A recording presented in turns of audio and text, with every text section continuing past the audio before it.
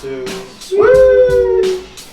Hi, welcome to JD Sports. I'm Jared Hood. That's Dwight Garfield. You can find our Twitter @_JD Sports. We're going to get right into it. We're going to be talking about last week in the NFL, the big news. Now, the biggest news that we, kind of came from was Big Ben getting hurt from the Steelers. They were rolling. Their offense wasn't looking, too lethal in that particular game. The Rams have a good defense, so I don't, particularly blame the Steelers for not moving the ball too well. But then when he went down, it seemed like they weren't really going to move the ball at all. Vic, I think he's a good backup, but there's a lot of talk out there that there's 5-10 backups out there that are better. Obviously, he's not in his prime, and I think a lot of Steelers fans wish that Leftwich was still there. He was their long-time backup. That's horrible. It's unfortunate. But he did well for them as their backup when he had to step in. It's not going to be season-ending. I don't know how long. Do you know how long? I believe it was only like 4 or 5 weeks. Well, so still, that's enough. No, it is enough because they have a hard schedule, and I don't have the schedule in front of me, but I know that they play a pretty difficult schedule. Obviously, Baltimore this week. We'll get into that. It's unfortunate. The Steelers were rolling. Brown was looking good. Bell was looking good in his first game back with him. So they're going to have to rely on them. I think they have the offense to rely on them. Their defense has played particularly well since the Patriots game. Better. It's been better. Well, they played pretty well against the Niners, and they held the Rams to under 10 points. That's not really saying a lot. While I'm with you, the Rams put up a good amount of points against the Seahawks, so, the potential's there. Well, how do you think the Steelers are going to do down the road here without Big Ben in the next couple of games? It's a problem, obviously. You got Michael Vick's your backup. That's not a good look at all. It looks like he was making a conscious effort to not leave the pocket. It looked like he was kind of trying to stay in there, try to, get the balls out to the more athletic players. I think he's realizing that, to go anywhere, he's not going to be able to just take off like he used to. Even in Philadelphia, he went back to those tendencies constantly, and it looked like, I thought he was very patient. Even on the plays where it looked like they were messing up or he fumbled the ball or,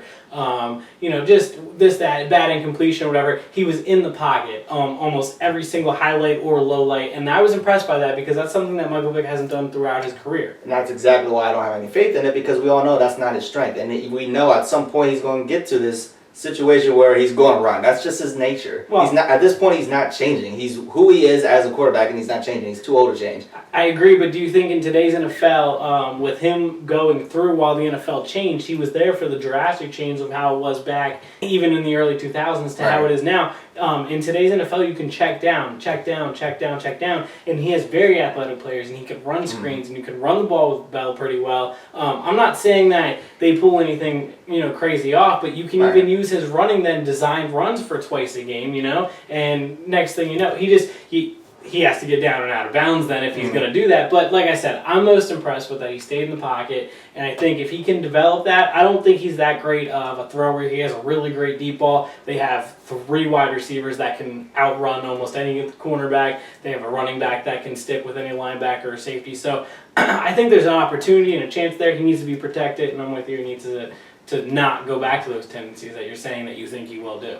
He's going to. That's just in his nature. And he said about his deep ball situation, that's an occasional threat. You got to watch out for it. But I think we're looking too much into who he could be as far as his past. But his recent past shows that he's not that quarterback. And shows that he's either going to get hurt, or he's going to turn the ball over. Yeah.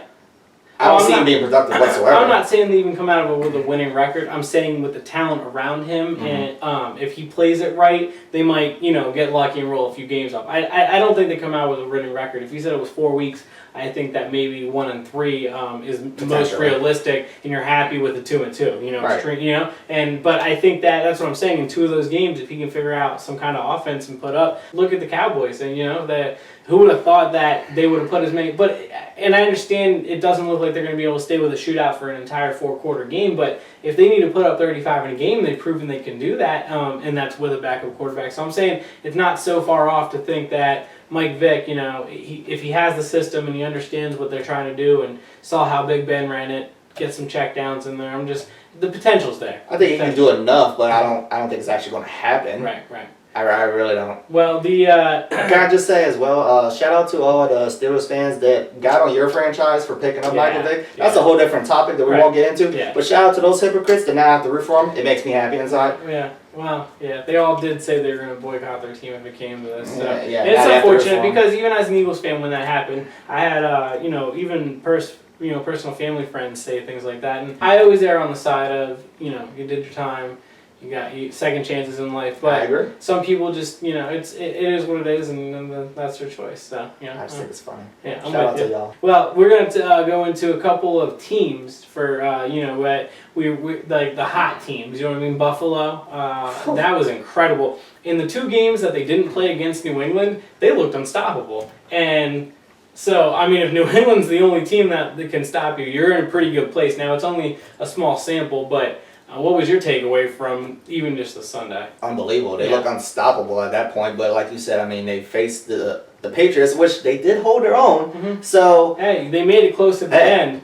That's something to build off of. That's something to build They off certainly of. put Dolphins in their place. Yes, absolutely. Did we just say that? The place that we didn't think that they were in, because you and I, just 4 weeks ago, were saying the exact opposite of this. We were saying the difference between the two was Tannehill and Tyrod Taylor. And I don't know if Tyrod Taylor is a better quarterback than Tannehill, but as a whole, what they're doing together, he's running his team better than Tannehill is at the moment, and that was the clear difference on Sunday. Miami's defense, that was something that we were both agreeing on that we thought. What is going on with that? Their secondary is just trash. It's just gone. It's just trash. And that's hard to watch. I mean, they got blown out in a couple of quarters only against the Jaguars, but that's all it took. And then this week it looked like they couldn't cover anybody. It's very shocking. I mean, you're paying Ndamukong Suh over $100 million, and what he has like 3 or 4 tackles. Do you think that's a product of he's in the wrong system? Do you think that's a product of he got paid so he doesn't have that mean streak? I understand that it's frowned upon that he's ripping people's helmets off or he's twisting ankles, but when you're paying him as much money as you did, you're kind of paying him for that edge a little bit or some sort of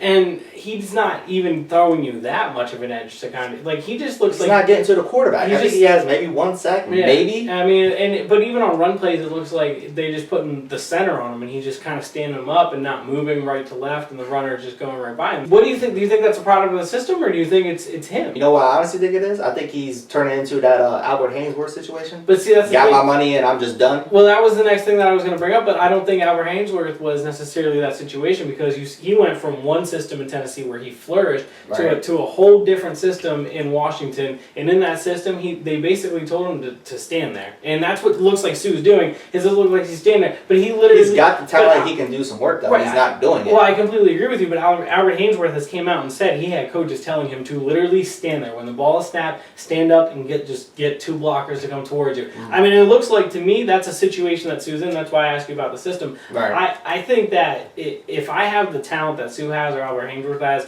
even if a coach is telling me to just stand there, while I know it's a culture of listening to the coaches, I'm just going to blow through the alignment and try to go make the play because that's how you got your money in the first place.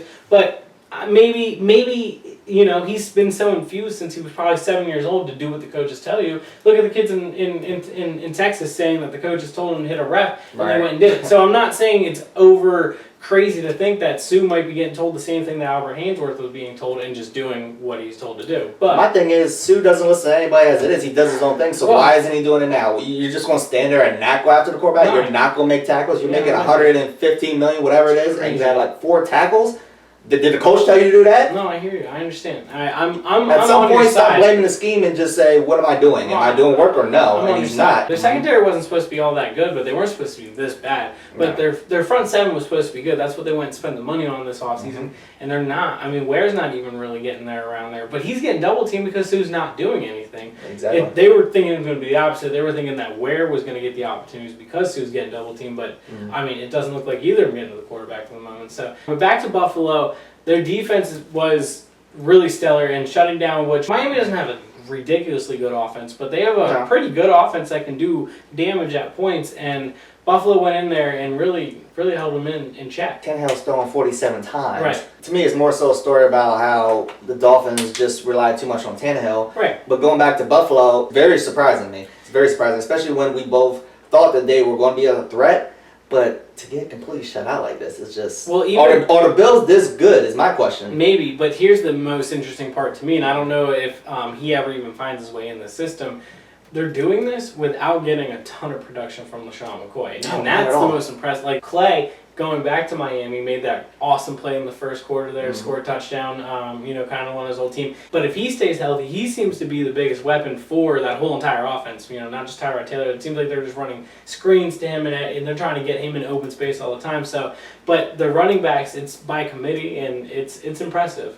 They got a dual threat back there. Yeah. A lot of teams do. We're looking at, you got the Eagles, you got the Cowboys, the Bills. They all have these dual backs that have different abilities that are different threats, and they are maximizing that right now. And Shady hasn't even had anything spectacular. He hasn't done anything spectacular. He's kind of been a no-show. But they're still getting by. Taylor's doing enough. Carlos Williams is doing enough. They don't need Shady at this point. It's not looking like it. Sammy Watkins has been coming up big. Oh, yeah. I mean, as a team, their offensive line's been blocking well. They really have been doing the things that you need to do to win from the situation that they were in talent-wise at the quarterback position. But it seems like they have everything else, and they're kind of going against the notion of, you really need a quarterback. But it's something we talked about a while back. When Rex Ryan was in New York, look at Mark Sanchez, and look at Mark Sanchez's skill set, and look what even he does with Chip Kelly. It's not all that impressive, but he still went to how many? Two AFC championships, and he has that. You can't take it away. He won some playoff games, and he played well. And if you're playing within the system that Rex Ryan is putting you in, and you're smart enough to do it, But what does that say about Geno Smith? That Tyrod Taylor can just step in first year as a starter and just absolutely 3 games in all 3 games, he had the 3 picks against New England, but he had 3 touchdowns in that game. All 3 games he has played spectacular overall. Besides those 3 interceptions, does that say that Geno Smith, when he comes back, it's not that Fitzpatrick's doing anything spectacular, but they're saying that Geno Smith might still get the starting job. But if he's now you have a base to compare off of somebody doing the exact same system as him, and it didn't work out. I don't know if that says how bad Geno might actually be. Does he not have an offensive line to protect him? I kind of lean more towards that. Not to get into a Jets discussion, but do you start Geno when he comes back in a couple weeks, or do you stick with? It depends how much Fitzpatrick's doing. He just lost to the Eagles, but first loss of the year. Right. So, but if you start rolling again, you start getting a couple wins. I think you just roll with the winning. The Browns learned that the hard way by not going with Manziel. Okay. Well, moving on to we will get into Cleveland. Actually, let's go into Cleveland now. I'm with you on the Manziel situation. This is a bad idea.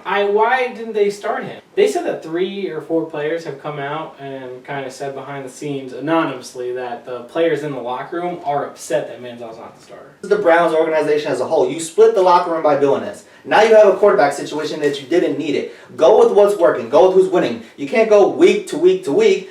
Quarterback. You can't do it. There's no consistency. There's no flow. There's no camaraderie. There's nothing going on. You're just saying, okay, this didn't work this week. Sub him out. Too bad Johnny won, and now you switched out, and guess what? You lost.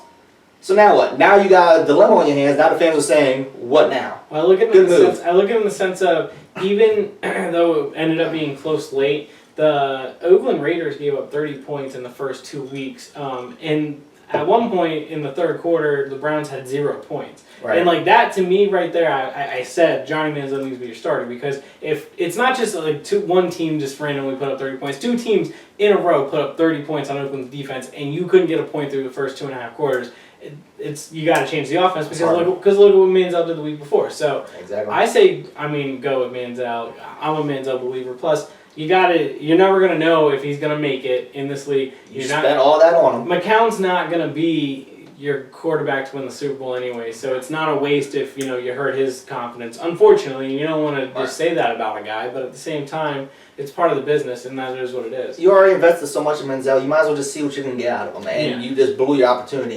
He carried the team to a victory, and now you bench him. Yep. Smart move. Well, we'll see. Oakland, the Raiders. That's two wins, 2-1. Who would have thought that? Now, we said that they were going to be a little better. I didn't think they were going to be winning record in the season at all better. So I know it's kind of fluky and weird how both the wins happen, but at the same time, it's very fluky. 2-1's 2-1. But you look at who they beat. I know, but it's still interesting. It's interesting for now, but in a couple weeks from now, when it comes back to reality, when we say, you know what, no, it's the Raiders, 2-1, good job, but no. Moving forward, they got the Chiefs, then they got the Seahawks, then they got the Bills. Let's talk about this when they play the Seahawks and the Bills. Then we can decide if the Raiders are legit or not. Even the Chiefs, because honestly, I think the Chiefs are one of those teams that are just good, but not good enough to beat those elite teams. Yeah. You know what I mean? So I even think the Chiefs could probably handle them pretty well. But I'm with you. I like what I've seen from Carr so far. He's been playing really impressive this season. Cooper, came out of his shell there this week. Defense ended up giving a lot of points up there late to, as we were just talking about, not the best Browns offense. So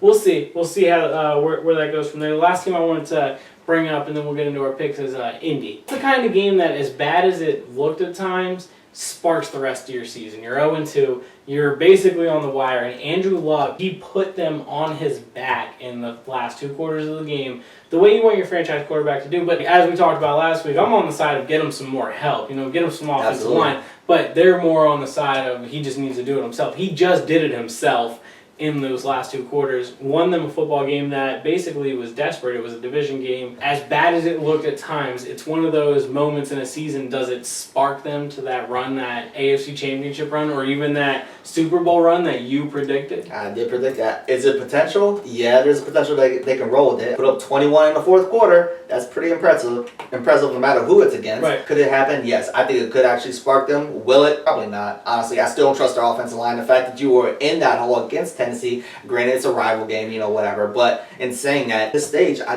still don't believe in them. Mariota, though, in week 1 had a pretty stellar week. I know it was against Tampa Bay's defense. Week 2, he looked injured throughout that game and still played half decent, but he looked injured for more than anything, so I give him kind of a mulligan. And then this week against the Colts defense, who hasn't looked, all that great throughout the season, almost got the win, obviously, against Andrew Luck in his first start against him. That's impressive. That win, that would have been huge. Right, and that could be something that they're going back and forth for years. You know what I mean? That might be a 10-year rivalry between the 2 quarterbacks. So that's pretty big. I mean, that had to feel at least not great because he still got the loss, but it had to feel good. Play as well as he has so far. I'm saying don't count the win that that Indianapolis got is so crazy just because Tennessee's, I don't think, as bad as we thought. This portion of the show, we're going to be talking about our Power 5s. We'll get right into it. Last week, my number 5 team was Dallas. Now we talked about how I'd probably drop them, and I did. I think you're going to be surprised with my number 5 team. Again? Carolina Panthers. Can I just walk out now? No. I can't. You're not gonna listen to me? Do I have to listen just to hear me out. No. Their last 11 games, they have outgained their opponents in yards in 10 of them. Uh-huh. I mean, that's impressive when you consider that Cam Newton's been their leading rusher in those 11 games and whatever they had at wide receiver. Their defense has stepped up. They're a lot more impressive than I thought they would be this season. And that's part of the reason why they're in here, not just Cam Newton. I think Cam Newton's completely carrying them. Found Greg Olsen a couple times for scores. He ran one in. Cam isn't playing that great. Well, I mean, he's not doing enough. But what does he have? That's what I'm saying. Put Romo on their team. Are they doing what they did? Put Romo on the Panther team? Yes. That's a realistic question. Yeah. Okay. He's a much better quarterback than Cam Newton. Put Tannehill on that team. Are they doing what they're doing? This year, no. But that's what I'm saying. But you're basing Tannehill. But Tannehill's still playing pretty well. But it's just he doesn't have the things around him at the moment aren't playing well. I think Cam Newton is playing way over the top. I think that he carried them into the playoffs last year, and I think he's literally carrying that franchise at the moment. Their defense is a lot stronger than people are giving them credit for, and they're a lot stronger than I thought they were going into the season. But I think that Cam Newton is that offense. It's incredible what he's doing if you're really sitting down and watching what they're doing. But who's your number 5 team? Can I just say my problem with the Panthers is that, one, they haven't beaten anybody. They're not going to play anybody until next week when they play the Seahawks. Then you can come talk to me. No, I understand. I'm not saying they're an elite team, but I think for what they're number 5 though. Well, they're 3-0. I mean, I think that they could beat. I think that and we'll find out. I can't put the Seahawks over a 3-0 team right now. I just can't. They're not. They're 1-2. I mean, they have a losing record. They have a better team. I mean, yes, they have a better roster on paper, but what they have done to the season, I think the Panthers have been more impressive. My number 5, kind of switched it out a bit. I'm going with the Bengals. I had the Steelers in there last week, but the Steelers didn't look that impressive over the Rams. I really didn't. No. I haven't really given the Bengals any credit whatsoever. Yeah. But I will say they've looked very impressive. The running game is strong. Andy Dalton's just doing work on everybody. They had a big divisional win. Yep. Can't go against that. And the way they won that game... I think they're better than the Panthers. The way they won that game was really impressive. While we're talking about them, I have them at number 4, so we're kind of on the same page with that.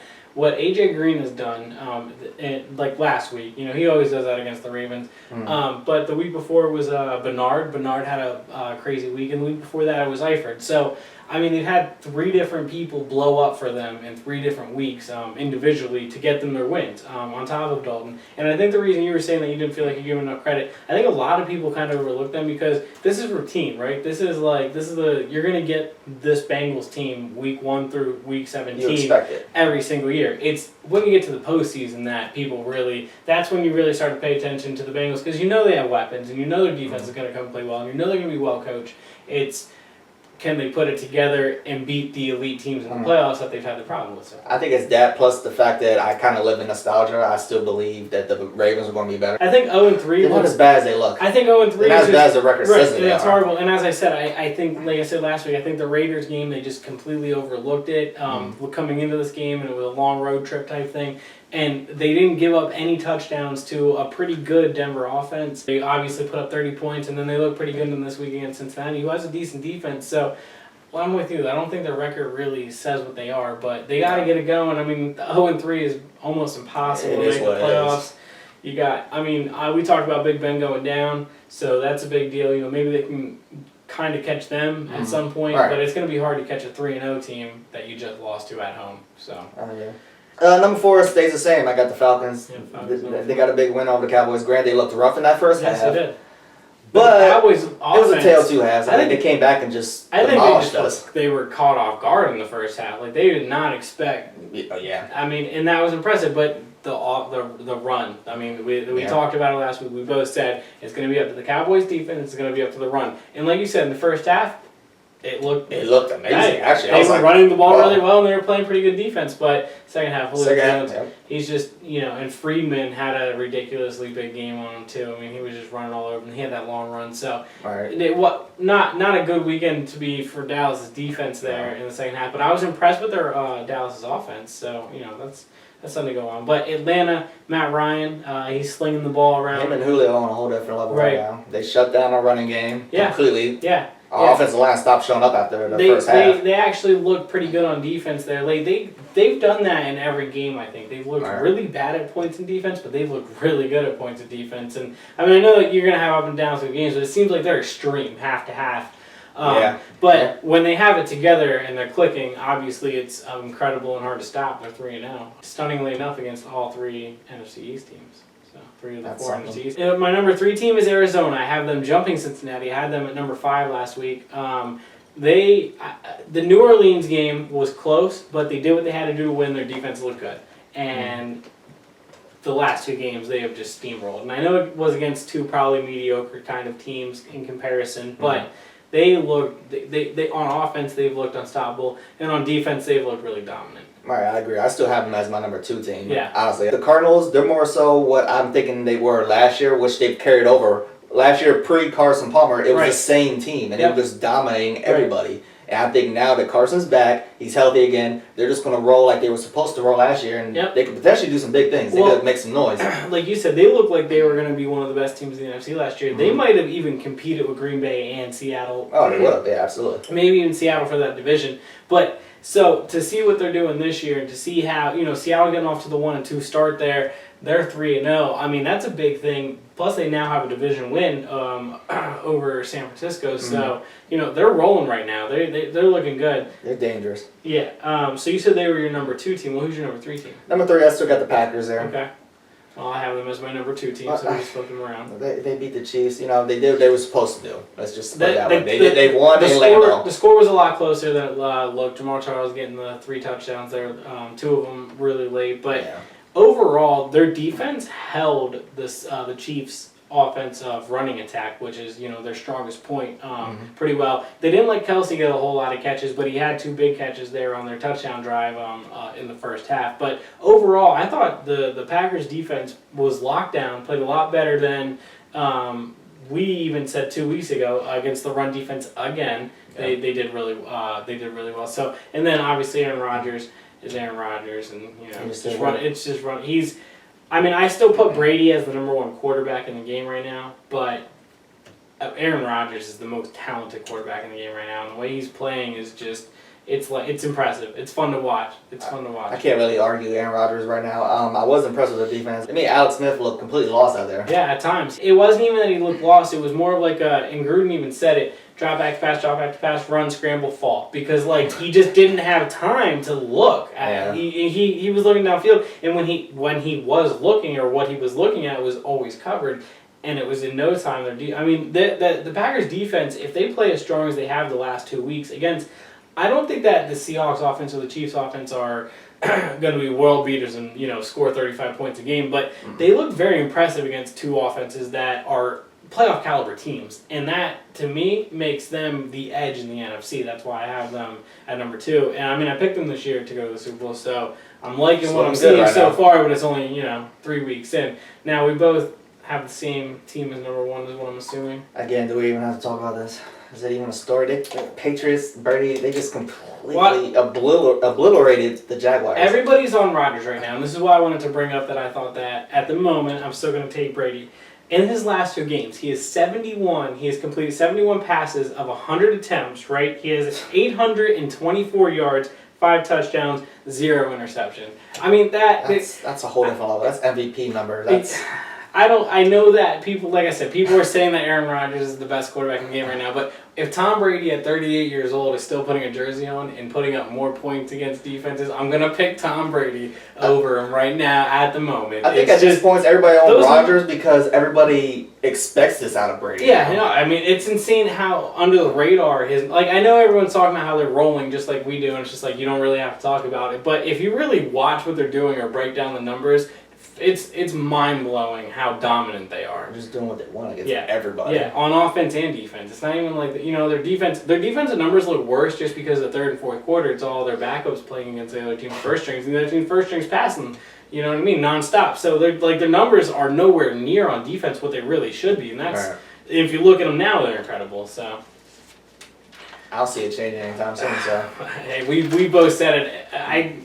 Undefeated is not out of the question for them. I don't like to jinx it and say that word, but I gotta see what their schedule's looking like. But it's not hard after the next 3 weeks if you look down the road. I'll give you that. I'm not gonna sit here and talk about it, but it's possible. It's extremely doable. I'm sure we'll get into it. So. Okay. This portion of JD Sports, we're going head to head. We're talking about matchups. We're picking all the games. We're going to go in depth with 3 games, and then we're just going to kind of rattle off the rest. Now, last week, I had my best week of picking. I went 13-3. Oh, how about that? You actually beat me for once. Well, how would you go? I was 12-4 again, like I was week 1, so I kind of brought it back a little bit. It's only 1, but my overall record looks a lot more respectable now at 28-20, because I was looking pretty bad there after the first 2 weeks. Where you at? 31-17. I'm catching up. I'm getting there pretty close. It's going to be interesting. Yeah, this is a good pivotal week. It's still early in the season, so plenty of time to go back and forth. Now, first game we're going to get into is the Thursday night game, rivalry game. We talked about Big Ben going down. It's going to be hard for them to overcome, and like I said, I think that they can do it, but the Ravens' defense, even without Suggs, has looked pretty decent overall. It's hard to stop A.J. Green. The 30 points against Oakland, not that well, but Oakland is playing pretty. Oakland's offense is looking a little better than expected, but they looked really good against Denver's offense. So I'm picking the Ravens, but I think that if Mike Vick can, get some of those assets, some of those talents on the outside going, use Bell and D'Angelo Williams pretty well, I think that they have a chance. I think that they keep it a respectable game, but I think Flacco and the rest of that team is extremely hungry, needs the win. More than desperate. It's well over more than desperate. So big win. I'm going. I'm actually in agreement with you. I'm going Baltimore as well. We already touched base on it. I don't believe that Michael Vick's going to do anything whatsoever. Could he potentially maybe, but. No, I don't think it's going to happen. And we already touched base on the fact that I don't think the Ravens are as bad as their record shows. Right. They've had all tight games. All 3 of their losses have been within 5 points. They lost to the Broncos, the Bengals, which are 2 respectable teams to lose to. So, 0-3, yeah, it's bad. It is bad, but it's not as horrible as everybody's making it out to see that the Ravens are done. I think they can potentially win this, go to Pittsburgh, and just upset them without Big Ben. I don't think that they're going to be able to come back and win the division, but I think this would be a big win in the sense of they can come back and win the wild card. They're going to be competing for second in that division, probably with Pittsburgh now. With Big Ben getting hurt, it's definitely going to be them and Pittsburgh probably going for second place unless the Browns start Manziel and Manziel somehow goes on some kind of roll. But these are the 2 teams that you would expect to be fighting for second. They're both in bad positions at the moment. This is going to be a big game to launch one of them in the right direction. This will ultimately probably end Baltimore's season, and we both agree, crazy to think after 3 games and how talented this team is and how good they can possibly be. But if they win this game, wild card in second place in their division isn't crazy and out of the question. This is their time to start rolling. If they're going to roll, they have to win this game. And something I noticed is they've 3 of their first 4 games have been on the road. This will be their 3rd game on the road. That means their back end of their schedule will be heavily loaded with home games, and they play really well in Baltimore. Right. So it helps. The next game that we're going to dive into, the other game, the other team in that Baltimore game last week, Kansas City going to Cincinnati. So I picked Cincinnati in this one only because they've had one different person step up from every week. AJ Green was just incredible. Dalton was out of his mind. And their defense played pretty well over time. Gave us some big plays, but I thought overall Kansas City's offense didn't look well as we were talking about the Packers. So I mean, until I see more from Kansas City's offense, I do think they're going to open it up a little more, and the potential is there, and there's going to be a week where I think they might just explode, but I've been saying that for 2 years, and they haven't, so, you know, and it's hard for me to... We've kind of been thinking that the past couple weeks. Right, really and it's how I feel about Cincinnati year in and year out, but right now, Cincinnati is rolling as high as they can possibly probably go on all cylinders, and Kansas City's had, you know, just a bad luck of schedule, bad luck fumbling the ball against Denver, going into playing Green Bay and Lambeau is basically impossible almost to win. I'm going with Cincinnati. Yeah. It's kind of the same situation. I mean, their losses have come to respectable teams, Broncos and Packers. Right. So, are they as bad as the record says that they are? I don't know, but Cincinnati's wrong right now. Keep this momentum going. They're just going to have to keep doing it. Yeah. You don't want to give Pittsburgh the opportunity to, you know, get back when Ben comes back. Yep. If they win this week against the Ravens, kind of makes things a little more interesting. Yeah, it's a little more open this way. Yep. So I think they need to keep this momentum going, go 4-0, and just keep dominating. If they stay aggressive early in the season, they can wrap up that division pretty quick and really focus on it's a mess. Sharpening their tools for the playoffs, which have been their biggest issue. Jamal Charles now, he didn't look all that good last week, so I expect him to step up and have a huge day. That's the only thing.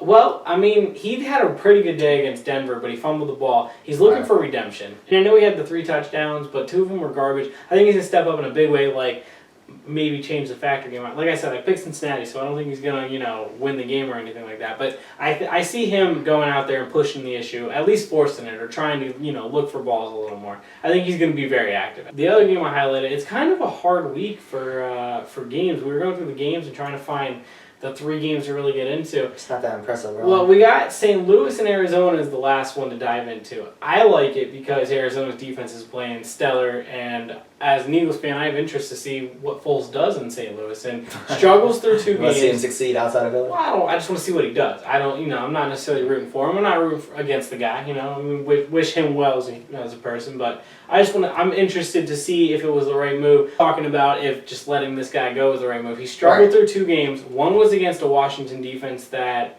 isn't really that good at all.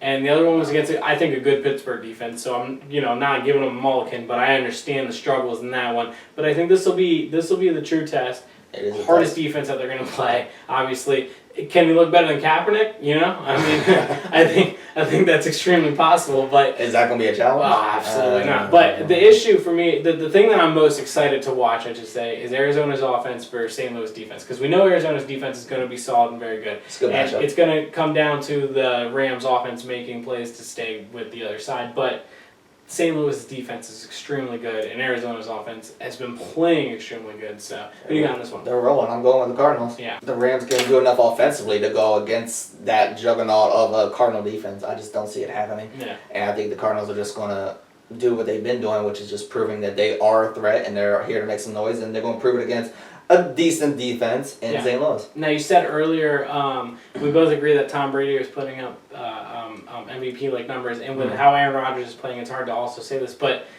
Carson Palmer, I mean, with the way they're playing and how good he's looked the last 2 years, kind of, does MVP or be in that? Is he like a Tony Romo of last year? Do you give him 3 votes? Do you give him 3 or 4 votes just to, you know, like, hey, what a season? Or I mean, it's early. It's early. 3 games in. I'm not saying, you know. Up to now, maybe. Like I said, he might have that Tony Romo thing of last year where it's like, oh, he's playing really good. We should at least mention him. Yeah. Maybe. I'll give him that. I mean, I think if you're talking all 3 quarterbacks, you'd expect he would be the one out of the 3 to not keep up with the other 2. But at the same time, he's on that next level. But at the same time, in 3 3 games, he has come up with the other 2. So he's done what he's supposed to do. We're gonna do a rapid fire segment here of picking all the picking all the games, even the ones that we kind of broke down. The Thursday night game, we've talked about this before. I picked Baltimore. You got Baltimore. Okay. The Jets and Miami playing a 9:30 game in London. I picked Miami, but like I don't have a whole lot of faith in either team right now. The Jets, with how bad Marshall played in that last game, he's unstoppable, and how bad Miami's secondary has been. Right. I still think that Miami pulls off the win. Who you got? I picked Miami as well. I think that this is kind of one of those toss-up games. It could go either way, really. But I don't think that Miami are they as bad as what the record is? I don't know. I think they have to get this win. I think they have to step up on defense a lot better than they did, and someone's got to help Tannehill out. Find a run game. I don't know. They got to figure it out a little bit. The Jets might be the team to find it out against. They have a good defense, though. That's the only thing you got to watch out for. First game in the 1 o'clock game that I want to talk about, Philadelphia, Washington. I picked Philadelphia. I think they can do enough. I think they got to get the ball to Ryan Matthews and Sproles more the way they did, even if Murray plays. But who you got in that game? I have Philadelphia as well. I don't buy into them whatsoever, but I think that they're definitely better than the Redskins. Yeah, the Redskins' defense hasn't played all that well so far. Kansas City, Cincinnati. We talked about this earlier. Cincinnati. All right, next game. I got the Giants going to Buffalo. We talked about how dominant Buffalo has been. I think they keep it rolling, especially because I think the Giants' one win this year is against a bad team. So who you got? Buffalo, definitely. We're on the same page there. Okay. Carolina, Tampa Bay. I think that Jameis Winston is just the next version of Cam Newton. I pick Carolina, though. I'm going with Tampa Bay. Yeah? I'm going Tampa Bay. It's a big divisional game. Mm-hmm. I think he might just squeak it out. I don't think Carolina's as good as you think they are. And I think that maybe Winston's going to prove that. Tampa Bay 1-0 in the division already, looking for the second win. All right. Probably 2-0. We'll see. We'll see. Jacksonville at Indianapolis, as our boy Joe Fizzik pointed out, it's for first place in the AFC South. I picked Indianapolis. Who you got? Indianapolis. Is this even a question? No. I mean, granted, Indy has been looking too good, but they did what they were supposed to do. I think now's the time to go roll. Jacksonville had one blow-up game, but like they have looked like the same old Jacksonville overall, which is unfortunate. Now's the time for the Colts to show who they're supposed to be. Well, the Colts defense, I think, needs to play a lot better, and their offensive line, as we are probably going to talk about for eternity as long as Andrew Luck's there, needs to get better. But absolutely. Oakland going to Chicago. Oakland on a roll right now. Do they get their third in a row? Yes. Yeah, I got Chicago's trash. Jimmy Clausen. Oh, God. 10 possessions, 10 punts. That was hard to watch because I was rooting for him to do something so bad. Their offensive line, no wonder why. Even if he's not hurt, I would just stay on him hurt for 6 weeks. I wouldn't want to stand behind those guys, especially playing Seattle. I don't think they're going to go winless, but they look so horrible right now. They're a disgrace. If Cutler doesn't come back, they might go winless. I mean, they traded everybody away. Is Forte next? Yeah, absolutely. Either he's going to demand a trade or they're going to have to release him or something. Any possible suitors right off the top of your head? Can he come to Dallas, maybe? That's why I said it. My next game is Houston at Atlanta. I mean, I got Atlanta. Houston looked a little better last week, but it was against Tampa Bay. Their offense has done absolutely nothing. I love watching their defense play, but I think Atlanta's just going to go all over them still. I agree. Atlanta's rolling right now. I'm going Matty Ice. Julio Jones has been unstoppable. Houston's definitely not going to be the one to stop him. Yeah, I'm completely with you on that one. Cleveland going to San Diego, cross country. Now, I don't want to pick San Diego, but if Johnny Manziel doesn't start, I'm going to pick San Diego. If Johnny Manziel starts, that's the disclaimer on the video here. I'm picking Cleveland if Manziel starts, but who do you got? I got the Chargers. You got the Chargers? The Chargers. Even if Manziel starts? Yeah, I mean, no. Okay, Cleveland's defense needs to play a lot better than they have through the first 3 weeks. No. Cleveland, no. Can I just say that? No. Well, that's all right. Okay, St. Louis at Arizona. We both agree Arizona's going to win? Absolutely, Arizona's rolling. Minnesota going to Denver. Minnesota. This could be a little interesting. They looked a lot better, and Denver hasn't rolled as much as an offense, but they've done what they needed to do to win the last 2 games. Mm-hmm. Who you got? I got Denver. Yeah, I got Denver as well, but I'm with you. I think it can get really interesting. I told you before the year, I think Teddy Bridgewater can do something if Adrian Peterson comes back to form. We'll have to see. And their defense, I think, was underrated before the year. Their defense is playing pretty well. The Broncos have been looking spotty, so has Minnesota's offense, so... Broncos' defense has been looking really well, though. Almost impossible to score on. It's been fun to watch. They might be better than the Broncos' offense. That's the first say in a long time. I can't go that far. Well, not yet, but maybe by the end of the year. Green Bay, San Francisco. I could just walk off now. Aaron Rodgers. Okay, we're both going to go with that. Dallas versus New Orleans. If if Drew Brees plays, I'm gonna go with New Orleans. But if he doesn't that's not play, even fair. I mean, obviously. But if he doesn't play, I'm going with Dallas. I like what I saw from Dallas' offense, even with backup quarterback last week. I'm just going to go with the fact that I've looked at Dallas' schedule and I've already determined who I think we're going to lose against and who we're going to beat. I think we're going to beat the Saints. Yeah. We lost the game last week against Atlanta, which is what I predicted. Mm-hmm. I fully expected Graham. We kind of made it interesting for a little bit. But I fully expect to beat the Saints. They're not good. Their defense is horrible. I think we could do what we did in the first half against Atlanta against the Saints. Drew Brees I'm with you. McCown came in and played okay. I mean, it was game management, but he didn't really kill them in the sense of, that game. He played, I thought he did pretty well, but I would still take Dallas if he was the starter just because I like what I saw from Dallas more. Their defense has to get it together. You can't be letting things go. Ingram has been playing extremely well for the Saints overall, even in all these losses. If he runs anything like their Atlanta running backs did last week, Dallas has no shot, no matter who's playing quarterback. In the last game, the Monday night game, Detroit going to Seattle. Seattle. Yeah, they're back on track. I'm with you. I got Seattle as well. Matthew Stafford is just so far. I told you how, in the beginning. What's going on with him? I've been saying it for years that him and Phillip Rivers are the same quarterback and both extremely overrated. And here we are. 0-3 with that offense. That's hard to see. It's another question. I don't know if they're as bad as Golden Tate, I think it was Golden Tate that said it in an interview that in all 3 games, the defense of the other team has shouted out the play that Detroit was going to run before they ran the play, and they were correct. So something's going on. Either their signals, I don't know what's going on, but you got to fix that. I don't know if it's called, I don't know what it is, but it's not good. You got to get the ball to Megatron too. I mean, I don't care. He might throw it to him 100 times a game. Throw it to him 105 times a game then, because you got to figure out how to win some more games here. And you said their offense is getting predictable, kind of like how they were calling out Chip Kelly's plays. They were saying. Well, I mean, the Chip Kelly system is supposed to be predictable. That's supposed to be matchups. This is supposed to be an offense that this is the offense that took the Ravens to the Super Bowl just a couple years ago and won. So. It's not looking too good right now. Well, we'll see. They're going against Seattle. It's not the best time to turn around. In Seattle, no. Yeah, 2 games in a row for Seattle in Seattle. That's a wrap. They're back on track. Thank you for watching. This is JD Sports. I'm Jarrett Hood. That's Dwight Garfield. You can find our Twitter @_JD Sports. Our personal Twitters will be there. You can find our Facebook page and the information down below. Make sure you hit the like button. Make sure you subscribe for fresh weekly content. Stay tuned because the best is yet to come.